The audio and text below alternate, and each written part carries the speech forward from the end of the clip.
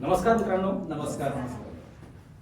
आज आज जो आपण चर्चेचा विषय ठरवला आहे, लेखक शिवकाळे यांचं यश तुमच्या हातातील पुस्तक यातील अपयशाची कारणे, कशामुळे अपयश माणसाला येऊ शकतं. आता आपण मागच्या मीटिंगमध्ये सुद्धा आपण पाहिलं, 10 कारणं पाहिले. एकूण पुस्तकात 20 कारणं दिलेले आहेत. आपण मागे 10 कारणं पाहिले. आता पुढील जी 10 कारणं आहेत त्याच्याविषयी आपण चर्चा करणार आहोत. अपयशी होण्याचं पहिलं कारण शिवकाळे सांगतात, पूर्वीच्या चुकांमधून न शिकणं. आपण ज्या पूर्वी चुका करतो त्याच्यामधून माणसाने शिकलं पाहिजे. आणि चुका म्हणजे प्रत्येक चुका होण्याची वाट बघायची नाही. आपण आपली चूक करतो ती आपण समजू शकतो, पण दुसरा चुकतोय त्या चुकीतून आपण शिकलं पाहिजे आणि सावध झालं पाहिजे, असं लेखक सांगतात. लेखक म्हणतात, जीवनात ज्या चुका करून आपण अपयशी होतो त्या चुकांनाच आपण अनुभव असं म्हणत असतो. अनुभव असं म्हणतो. शहाणी माणसं आपल्या चुकातून बोध घेतात. शहाणी माणसं जे असतात ना, ते आपल्या चुकातून बोध घेतात. आणि अतिशहाणी माणसं असतात ते इतरांच्या चुकातून शिकतात. जे अतिशहाणी माणसं असतात ना, ते इतरांच्या चुकातून ते माणसं शिकतात. त्यामुळे आपल्याकडून ज्या चुका झाल्या आहेत त्यांच्यामधून न शिकता आपण इतर जे लोक चुका करतात त्यांच्यामधून शिकणं देखील आपल्याला खूप गरजेचं आहे. हा त्याचा मुद्दा सांगितला आहे. नंबर 2चा मुद्दा सांगतात लेखक, संधी ओळखण्याची क्षमता नसणे. आपण काही लोकांमध्ये संधी येते पण त्यांच्यामध्ये ओळखण्याची क्षमता नसते. तरी आलेली संधी ही माणसाने ताबडतोब ओळखली पाहिजे. संधी ही अडथळे किंवा अडचणींच्या रूपात येत असते, पण तीच नेमकी संधी असते. असं आपल्याला वाटतं ना, हा अडथळा आपल्या जीवनात आला, या आपल्याला अपयश आलं, पण तीच नेमकी संधी असते. जर ते तुम्ही सोडवलं, ती संधी सोडवली, तो अडथळा सोडवला ना, तुम्ही मास्टर होऊन जातात बा. तुम्हाला त्याची भीती वाटत नाही बा. त्यामुळे तुम्ही एखाद्या गोष्टी तुमचं कॉन्फिडन्स होतं ना. याचं उदाहरण सांगतो तुम्हाला. मी 12वी मध्ये इंग्लिश हा विषय इंग्लिश मध्ये फेल झालो 12वीला असताना. मग मी क्लासेस लावले, क्लासेस केले त्या विषयाचे, एका विषयाचे क्लासेस लावले. आणि एकच विषयाचा अभ्यास 6 महिने 8 महिने जसा 2-4 महिन्यात असतो. ऑक्टोबरमध्ये मार्च नंतर ऑक्टोबरमध्ये परीक्षा दिली. ऑक्टोबरमध्ये परीक्षा दिली जाते बघ. फक्त काही मोजके तो किती महिने असतात ते 2-4 महिने असतं बघ. त्याच्यामध्ये मला एवढी आवड निर्माण झाली होती तर मी इंग्लिश स्पेशल घेतला. एफवायला 12वी पासून न कॉपी करता पास झालो 12वी. आणि एफवायला असताना मी इंग्लिश स्पेशल म्हणजे आवडीने बघ इंग्लिश स्पेशल विषय मी घेतलेला होता. म्हणजे असं एखादं अपयश झालं पण ते कसं नाही, आपलं इंग्लिशवर बिलकुल प्रभुत्व नव्हतं, पण तो एक विषयाचा अभ्यास करण्यात आला. त्यामुळे मग ते मला इंटरेस्ट आला. तर 12वीला एफवायला इंग्लिश स्पेशल विषय घेतला होता. मला एकदम आवडतो. नंतर मग ती पुढची गोष्ट मी भरती झालो, पोलीस झालो. गोष्ट चला पुढे बघूया. असं मग त्यामुळेच लेखक सांगतात, संधी ही अडथळ्यांची आणि अडचणींच्या रूप घेऊन येते. म्हणून बरेच लोक संधीला ओळखू शकत नाही. एक लक्षात ठेवा, जेवढा अडथळा मोठा तेवढी संधी मोठी, असं समजायला हरकत नाही, असं लेखक म्हणतात. पुढचा मुद्दा सांगतात लेखक, भीती. लेखक म्हणतात, भीती ही काल्पनिक असू शकते. नम्रता मॅडमांनी सांगितलं, एकदम राईट आहे. काल्पनिक भीती असू शकते. भीतीची गरज नसते, पण कल्पनामध्ये आपण भीती करतो. भीतीमुळे आत्मविश्वास हरपतो माणसाचा. जो भीती जर वाटायला लागली ना, तुमचा जे मनामध्ये जो आत्मविश्वास आहे ना, तो हरपतो. आणि चाल ढकल करण्याची प्रवृत्ती माणसामध्ये निर्माण होते. भीतीमुळे चाल ढकल करण्याची प्रवृत्ती निर्माण होते. भीतीमुळे आपल्या क्षमतेचा ह्रास होतो. आपल्यामध्ये जी क्षमता असते ना, जर भीती असते तिचा ह्रास होतो. भीतीमुळे तर्कशुद्ध विचार करू शकत नाही मनुष्य. म्हणजे भीती जर असेल ना, तुम्ही तर्कशुद्ध विचार करू शकत नाही मनुष्यवर. तसेच आपल्या आरोग्यावर देखील भीतीचा परिणाम होतो. जर मनामध्ये भीती ठेवली, तुम्ही असं डर ठेवला ना, आपलं आरोग्य सुदृढ राहू शकत नाही माणसाला एवढे. त्यामुळे भीती बाळगणं हे सुद्धा एक अपयशाचं कारण असतं. आणि लेखकाने भीतीचे काही प्रकार सांगितले. मॅडमांनी सांगितले बघ, अपयशाची भीती वाटणे, अज्ञानाची भीती वाटणे. आता एखाद्या वेळेस आपल्याला काही गोष्ट माहीत असते, 4 लोक बोलत असतात, बा हा विषय आपण मांडू का नको, हे काढू सांगू का नको, का मला चूक ठरवतील. एका टायमाला आपलं विषय बरोबर असते, पण भीती वाटते, अज्ञानाची भीती वाटते. मला काही अज्ञानी समजतील, माणूस बोलत नाही एखाद्या वेळेस. आपल्याला बोलता येऊ शकतो पण लोक आपण बोलत नाही. त्यामुळे ते एक भीतीचा प्रकार असतो. आपण आपल्यामध्ये क्षमता असते आपल्यामध्ये, पण आपण अपयशी होण्याचे अज्ञानी होऊन जाऊ या ग्रुपमध्ये आपण असं वाटतं. ते तसं एक भीतीचा प्रकार असतो. आणि विशेष म्हणजे महत्वाची भीती म्हणजे तयारी नसल्याची भीती. आपण जर तयारी केलेली असेल ना तर माणसाला भीती वाटण्याचं कारण असतं. आपल्याला माहिती हो मी तयारी केली आहे, मला 100% नाही येणार, 90%, 90 नाही येणार, 80 येईल, 70, 50% ते मला येईल. मी तयारी केली, मी अभ्यास केला आहे, किंवा मी रनिंगची प्रॅक्टिस केली आहे, किंवा म्हणजे माणसाला कुठली जे असेल ते कुठल्याही क्षेत्रामध्ये तुम्ही तर डान्सर आहेत, तुम्ही खरोखर एकाच गोष्टीवर तुम्ही 2-4 महिने 6 महिने प्रॅक्टिस केली असेल, एकाच डान्स बसवला असेल, तुम्हाला कॉन्फिडन्स असतं नाही मी 6 महिने एकाच गाण्यावर 6 महिन्यापर्यंत दररोजच्या गाण्यावर मी प्रॅक्टिस केली डान्सची, तर मी हा डान्स उत्तम प्रकारे करू शकतो. माणसाला तो मनामध्ये एक कॉन्फिडन्स असतो. आता एखादं विषय ते पुस्तक तुम्ही 1, 2, 3, 5 वेळा वाचलं, तुम्हाला पूर्ण कॉन्फिडन्स या पुस्तकात मी बरेच मुद्दे चांगले सांगू शकतो. ही तयारीचं महत्व असतं. तयारीला खूप एक मस्त असतं. आणि अजून एक भीतीचा प्रकार सांगितलाय, चुकीचा निर्णय घेण्याची भीती वाटते माणसाला. म्हणजे आपल्याकडून चुकीचा निर्णय तरी होऊन जाणार, असं एखाद्या वेळेस हा निर्णय घेतला चुकीचा तर नाही होऊन जाणार, अशी एक भीती असते माणसाला. निर्णय घेताना विचार करतो मनुष्य. त्यामुळे हा एक प्रकार. त्यामुळे लेखक म्हणतात भीतीला घाबरून जाण्यापेक्षा ताट उभं राहून मरणाला समोर जाणं अधिक चांगलं असतं, असं लेखक म्हणतात. पुस्तकात तुम्ही सर्वांनी वाचलं असेल. भीतीला घाबरून जाण्यापेक्षा ताट उभं राहून मरणाला समोर जाणं एकदम हे चांगलं असतं. आणि पुढचा मुद्दा लेखक सांगतात, बुद्धीचा उपयोग करण्याची क्षमता नसणे बा. बुद्धी असते बा. आता मॅडम सांगितलं बा, अल्बर्ट आइन्स्टाईन हे जर्मनीचे प्रसिद्ध भौतिक शास्त्रज्ञ लेखक सायंटिस्ट. अल्बर्ट आइन्स्टाईन जर्मनीचे भौतिक शास्त्रज्ञ. ते म्हणजे त्यांचं नाव आहे बा. जगात त्यांचं नाव आहे. त्यांनी बघा त्यांची एक सूत्र आहे त्यांचं ते E = mc². Yes sir, E = mc². त्यांनी सूत्र त्यांचं जग प्रसिद्ध आहे. आता भौतिक शास्त्राची भाषा असल्यामुळे ते त्याच्यामधलं ते काय आपल्याला एवढं समजेल, पण तरी त्यांची E = mc² मराठीमध्ये याचं काय असतं तुम्हाला मी त्याचं एक सांगतो तुम्हाला. ऊर्जा याचा अर्थ बघा, E = mc². तुम्हाला हा UPSC MPSC मध्ये विचारला जाणारा प्रश्न आहे एखाद्या वेळेस. याचं काय असतं, ऊर्जा ही प्रकाशाच्या वर्गाच्या गतीच्या वस्तुमानाच्या पटीने असते. आता भौतिक शास्त्राची भाषा आहे, पण बघा, ऊर्जा ही प्रकाशाच्या वर्गाच्या गतीच्या वस्तुमानाच्या पटीने असते. सर्वात मूलभूत स्तरावर समीकरण असे सांगते की ऊर्जा आणि वस्तुमान परस्पर बदलण्यायोग्य आहेत. ते एकाच गोष्टीचे वेगवेगळे रूप आहेत. असं E = mc² त्यांनी सूत्र आहे. आता भौतिक शास्त्राची भाषा असल्यानंतर त्याच्यामध्ये आपल्याला ते पण आहे असं. तर आपण याची गोष्ट चालू द्या. अल्बर्ट आइन्स्टाईन भौतिक शास्त्रज्ञ ते म्हणतात, मी माझ्या आयुष्यात फक्त 25% क्षमता माझ्याकडून वापरली गेली. बघा, एवढा हुशार व्यक्ती असून, जगात त्याचं नाव असून, तो म्हणतो माझ्याकडे माझी जेवढी माझ्यामध्ये म्हणजे त्याचं मत म्हणजे तो सायंटिस्ट म्हणजे त्याला एक व्हॅल्यू असतो. मी माझ्या आयुष्यात पूर्ण आयुष्यात माझी जी क्षमता होती त्याच्यापैकी 25%च माझ्याकडून वापरली गेली असं मला वाटतं.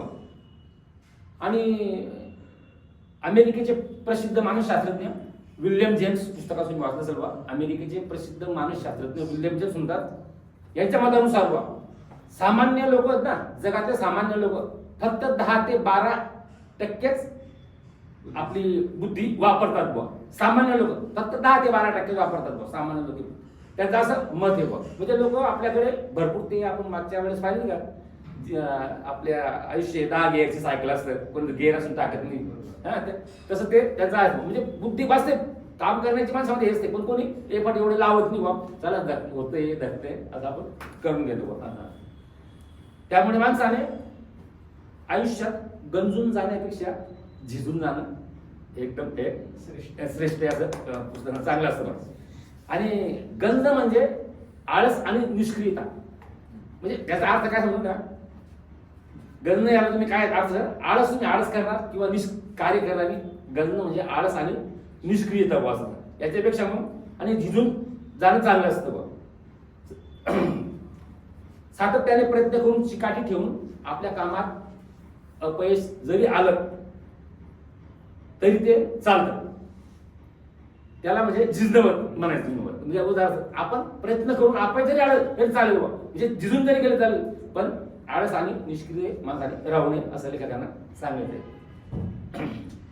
आणि आळशी आणि निष्क्रिय जीवन जगण्यापेक्षा हे नक्कीच चांगलं असतं ते, असं लेखक म्हणतात. पुढची गोष्ट सांगतात लेखक, शिस्तीचा अभाव. शिस्त, लेखक म्हणतात आयुष्यात माणसाला जे काही मौल्यवान मिळतं ते शिस्तीमुळेच मिळत असतं. बघ, शिस्त ठेवली तर तुम्हाला ते मिळतं. मग ते कोणत्याही क्षेत्रात असो, कुठल्याही क्षेत्रात असो, तुम्ही कुठले असं, तुम्ही नोकरी करा, व्यवसाय करा, बिझनेस करा, कुठल्याही क्षेत्रात असो, शिस्त ही खूप महत्वाचा मुद्दा आहे. आपल्याला वाटते खरोखर आहे ती गोष्ट. शिस्त नसलेली माणसं बऱ्याच गोष्टी करतात, परंतु शिस्त ते मध्ये सोडून दिल्यामुळे ते यशस्वी होत नाही. ते सुरुवात करतात, मोठ्या जोमाने सुरुवात करू, हे करू ते करू, पण त्याच्यामध्ये जे शिस्त ठेवत नाही ना, त्याच्यामुळे ते अपयशी होण्याचे ते कारण असतं. लेखक म्हणतात कोणतेही चांगलं काम करताना त्या कामात सातत्य नसेल तर ते बेशिस्तपणाचं वर्तन आहे. बेशिस्तपणाचं लक्षण आहे ते वर्तन आहे, असं एक लेखक म्हणतात. पुढील मुद्दा बघूया. पुढील मुद्दा न बघता आता याच विषयावर एक कासव आणि सशाची स्टोरी तुम्ही पुस्तकात वाचली असेल होते. म्हणजे शिस्त आणि कासव, त्याची दोघांची पैज लागते, कोण आपलं एक नंबरवर येतं. ससा पण आणि सशाला पण सोडलं जातं, कासवाला पण सोडलं जातं. कासव आपल्या गतीने चालत असतं. ससा पहिले अगोदर जोरात पडून जातो, पुढे पुढे थांबतो तो. अरे ससा खूप मागे, एक झोप काढू आपण, तो झोप काढायला जातो आणि ससा आपला कासव हळूहळू चालत चालत त्याचं ते पुढे गेलेलं असतं. सशाला अचानक जाग येते, ससा उठतो, लगेच ससा पळायला सुरुवात करतो. तर ते बघतो कासव तिथं अगोदर झालं असतं, कारण त्याची शिस्त त्यांनी ठेवली नाही. आता त्यांनी हे केलं त्यामुळे तो अशी शर्यत जिंकून जातो. म्हणजे याला शिस्त म्हणतात. म्हणजे एवढा धीरे धीरे चालणारा प्राणी सुद्धा त्याला तो एक नंबर त्याने पास केला असतो. एवढा फास्ट पडणारा प्राणी सुद्धा असा शिस्तीचा अभाव असतो. तात्पर्य काय समजा, सातत्य असण्यासाठी शिस्तीची गरज असते. सातत्य कुठल्याही कामात असण्यासाठी शिस्तीची गरज असते. त्यामुळे अर्धवट प्रयत्न केल्यापेक्षा सातत्याने केलेले प्रयत्न अधिक फलदायक ठरतात. सातत्याने आपण जे प्रयत्न करतो ते अधिक फलदायक ठरतात. मुलांच्या बाबतीत लेखक म्हणतात मुलांना प्रमाणापेक्षा जास्त स्वातंत्र्य देऊ नये. पुस्तकात आपल्याला दिले, मुलांना प्रमाणापेक्षा जास्त स्वातंत्र्य देऊ नये आणि स्वतःही शिस्तीत राहायचं. आपण स्वतःही शिस्तीत राहायचं आणि मुलांना शिस्त शिकवायची, तेव्हा ते समाजाचा आदर करतील, आपला आदर करतील, असं लेखकांनी पुस्तकात आपल्याला सांगितलं आहे. आणि पुढचा अपयशाचं कारण लेखक सांगतात आत्मप्रतिष्ठेचा अभाव. स्वतःला स्वतःची किंमत नसणे म्हणजेच आत्मप्रतिष्ठा नसणे, म्हणजे आपल्या स्वतःला न्यूनगंड सांगितलं मॅडम हे बरं. स्वतःला स्वतःची किंमत नसणे म्हणजे आत्मप्रतिष्ठेचा अभाव असणे. अशा प्रकारचे लोक इतरांना आणि स्वतःला दोष देतात. म्हणजे काही कारण असतं आपलं, त्यांनी सांगितलंय, त्यांनी स्वतःला दोष देतात किंवा इतरांना यांनी असं केलं तसं केलं, तसं ते ऍक्च्युअली नसतं बघ. हे आत्मप्रतिष्ठेचा अभाव असतो. काही लोक म्हणाल स्वतःला नाही मी त्या लायकीचा नाही, मी असं नाही, मला येणार नाही किंवा मी चांगलं, अनेक कारण असतात तेव्हा. त्यामुळे ते सुद्धा अपयशाचे कारण असतं.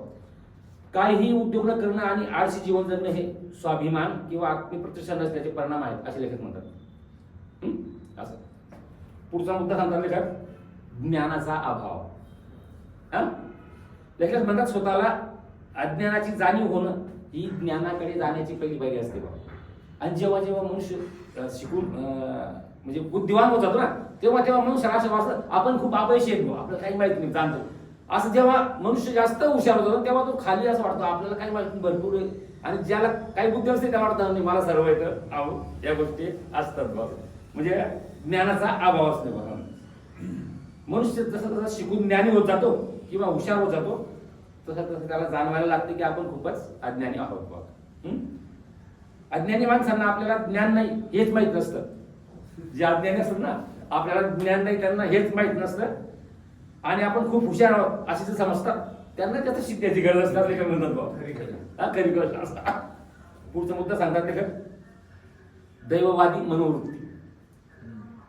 म्हणजे दैववादी मनोवृत्तीचे लोक असे समजतात आपण काय करणार, आपल्या नशिबातच असं आहे, आपण तिथे काही करू शकत नाही, आपलं नशिबात असं त्याचे म्हणतात. ते अपयश आल्यानंतर ना आपल्या नशिबात नसेल ते आपण आणलं की अशा गोष्टी ते करतात. त्यामुळे स्वतः काही प्रयत्न करत नाही, आपल्या नशिबात नाही, नशिबाला दोष देतात ते, देवाने आपल्याला असं ठेवलं असेल किंवा काय असं, यामुळे तो स्वतः काही करत नाही आणि जसं जीवन चालू आहे त्यात ते समाधान मानतात बघ. जे चालू आहे ते समाधान मानून घेतात. आपल्या नशिबात हे असेल बघ. वास्तविक ते प्रयत्न करत नाही, त्यांची प्रयत्न केले असतात ते पुढे गेले असतात म्हणून. कोणीही अपयशी व्यक्ती आपल्या नशिबालाच दोष देतो.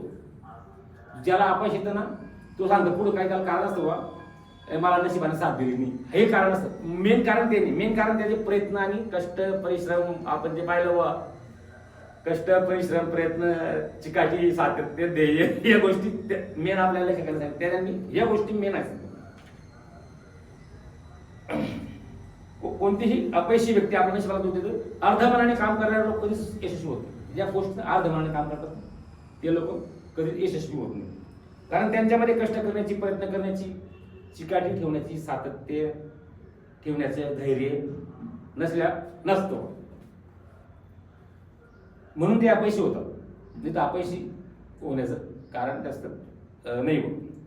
आणि स्वतःला अनलकी समजतात बा, स्वतःला अनलकी समजतात. आपल्या पुस्तकामध्ये उदाहरण बघितलं आपण, एक गावाला महापूर येतो. गावाला महापूर आल्यानंतर एक जीप येते त्या माणसाला. त्याचा देवावर खूप विश्वास असतो, त्याला दैववादी असतो. मी देवाला जीप येते बा आणि ती जीप त्याला घ्यायला, चल बाबा तू नदीला पूर आलाय. नाही माझा देवावर विश्वास आहे बा, मला वाचेल. ती जीप परत जाते, अजून एक पाणी नदीला पूर वाढतो, तो दुसऱ्या मजल्यावर जातो. नंतर परत एक होळी येते, त्याला गेला, अरे बाबा चल रे बाबा, तू बुडून जाशील, मरशील तू, चल लवकर बाहेर नाही माझा देवावर विश्वास आहे. तू आज तिसऱ्या मजल्यावर जातो. तिसऱ्या मजल्यावर गेल्यानंतर भरपूर नदीला पूर येतो, अजून जास्त मोठा पूर वाढतो. हेलिकॉप्टर येतो वरून बा, लढत बा लवकर तू वाचशील बा. नाही माझा देवावर विश्वास आहे बा. आणि शेवटी तो काही जात नाही. आणि शेवटी मरून गेल्यावर देवा घरी जातो तो. देवाला का हो देवा, तुमच्यावर माझा एवढा विश्वास होता, तुम्ही मला जे वाचवलं नाही. मग देव त्याला म्हणता, ही जीप, होळी, हेलिकॉप्टर तुला काय वाटते कोणी पाठवलं असेल? मीच पाठवलं होतं, पण तू बसला त्यामुळे दैववादी वृत्ती काही कामाची नसते बा. आणि आयुष्यात काही साध्य करण्यासाठी वाट पाहणं, आशा ठेवणं किंवा इच्छा करणं यापेक्षा योग्य कृती करणं, तयारी करणं, नियोजन करणं यांची आवश्यकता असते माणसाला. आणि प्रयत्नानेच यश मिळत असतं बा. आता आपण बघतो पुस्तकामध्ये लिहिलंय लेखकांनी, ऑलिम्पिक प्लेयर 15 सेकंदाच्या शर्यतीसाठी 15 वर्ष ते प्रॅक्टिस करतात. आणि खरी गोष्ट असते ती, आपण म्हणतो 15 सेकंदाची त्यांना दौड करायची, पण ते ऑलिम्पिक असं लवकर येते. 10-15 वर्षानंतर ऑलिम्पिक पूर्ण भरलं जातं. ते 15 वर्ष 4 वर्षानंतर ते. आणि 15 म्हणजे एवढं काही लोक ते पूर्ण परफेक्ट होण्यासाठी 15 वर्ष सुद्धा प्रॅक्टिस करतात. ते नेहमी परफेक्ट झाल्यावर करेल बा, इतक्या वर्ष चालू करतात, त्याची एवढी ती करतात बघ. पुढचा मुद्दा सांगतात त्याच्यात, ध्येयाच्या किंवा जीवनाच्या उद्दिष्टांचा अभाव. ते तुम्ही सांगितलं त्याप्रमाणे बा, ज्या माणसाच्या जीवनात ध्येय किंवा कोणतेही उद्दिष्ट असते त्या माणसाला एकही संधी दिसत नाही. ही एक म्हणजे ध्येय किंवा उद्दिष्ट तुम्ही ठरवलं नाही ना तर तुम्हाला संधी दिसणार नाही. म्हणजे संधी येणार पण ते तुमचं ध्येय न ठरवल्यामुळे तुम्हाला दिसणार नाही. आता तुम्ही समजून घ्या, याचं उदाहरण कसं, तुम्ही त्या LIC मध्ये काम करतात पाडीचं, तुमचं ध्येय आहे बा, मला अमुक LIC माझी काढायची बा, मी या महिन्यात मी ज्या काही असेल मला 2 काढायच्या 4 काढायच्या आहेत का काढायच्या आहेत बा. अजून मला तुमची ती ध्येय ठरवली, मला 4 काढायच्या आहेत. तर तुम्ही एखाद्या कार्यक्रमात बसलेत ना, तुम्ही इथं बसणार आहेत ना, जर 2 लोक तिकडं गोष्टी करत असतात का असं असं तर मला पण आता माझी मुलाची LIC काढायची, तुमचे काम तिकडे जाणार लगेच बा, कारण तुमचं ध्येय ठरवलंय. जर तुम्ही ध्येय ठरवलं नसतं तर तुम्ही त्यांच्याकडे लक्ष दिलं नसतं. म्हणजे संधी लगेच तुम्ही लगेच थोड्या वेळाने तुम्ही त्यांच्याशी चर्चा करा का हो हाय बाय करणार, कारण मी असं तुमचं काम होऊन जाईल. म्हणजे आपलं ध्येय पक्का असतं ना तेव्हा ती संधी आपल्याला दिसते, नाही तर ते लक्षात गेलं नसतं ती गोष्ट. एक आज असं असतं जे आपलं वर्क करतो ना आपण, जे ते माणसाला म्हणजे संधी दिसत आपल्या. त्यामुळे ध्येय आपलं पक्क ठरवणं हे खूप एक महत्वाचं असतं. जेव्हा व्यक्ती आपले ध्येय निश्चित करतो तेव्हा त्याला संधी दिसू शकतात, अन्यथा नाही.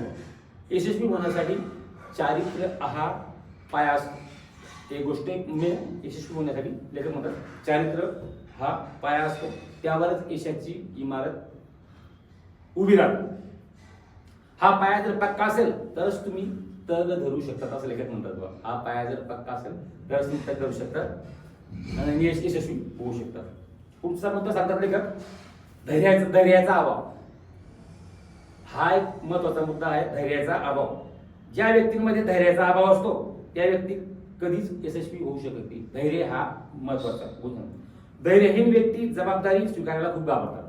जे धैर्यहीन असतात ना ते जबाबदारी स्वीकारायला खूप आवडतं. जबाबदारी स्वीकारणं हा एक खूप आपण मागे पाहिला महत्वाचा पॉईंट आहे.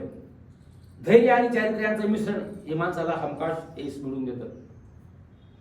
कुठलं? धैर्य आणि चारित्र्य यांचं मिश्रण माणसाला हमखास यश मिळवून देतं. आपण मानसिक दृष्टीने जेव्हा धैर्यवान होतो तेव्हा माणसाला कोणत्याही गोष्टीची भीती वाटत नाही, असं लेखक म्हणतात. उलट कोणत्याही संकटावर तो मात करू शकतो. धैर्याशिवाय कोणत्याही संकटावर मात करू शकतो. धैर्याशिवाय चारित्र्य अर्थशून्य असतं म्हणतात. धैर्याशिवाय चारित्र्य हे अर्थशून्य असतं. म्हणजे तुम्ही किती चारित्र्यवान आहे, तुम्ही एकदम इमानदार आहे, अमुक आहे, पण तुमच्यामध्ये धैर्य नसेल ते तुमचं चारित्र्य झिरो किंमत आहे. तुमच्या चारित्र्याला तुम्ही किती चारित्र्यवान, तुम्ही काही उन्नती करू शकणार नाही ना. त्यामुळे धैर्य हा गुण एक अति महत्वाचा असतो. आणि लेखक म्हणतात ना, बघा हे तुम्हाला मागे पण बोललो होतो मी की यशस्वी होणं ही एक रेसिपी असते. पुस्तके तुम्ही पण वाचता, तुम्हाला आठवत असेल बा, यशस्वी होणं एक रेसिपी असते. तशी आपल्याला बघा चांगली भाजी बनवायची, इथं अद्रक टाकावं लागेल, कोथिंबीर टाकावं लागेल, भाजी टाकावं लागेल, किती वेळ शिजवावं लागेल, काय करावं लागेल, तडका किती वेळ मारावा लागेल, किती पाणी टाकावं लागेल, या गोष्टी ज्या असतात, मसाला किती घ्यावा लागेल, त्या मसाला किती वेळ करावा लागेल, तर चांगली भाजी बनते. तशीच ते यशस्वी होणं ही एक रेसिपी असते. तुमचं ध्येय आहे का, तुमची निष्ठा आहे का, तुमचं चारित्र्य आहे का, तुमचं कष्ट करताय का तुम्ही, ह्या गोष्टी तुमच्या व्यवस्थित झाल्या तर तुम्ही यशस्वी नक्की होणार, असं लेखक सांगतात. एवढे बोलून मी माझे 2 शब्द संपवतो. जय.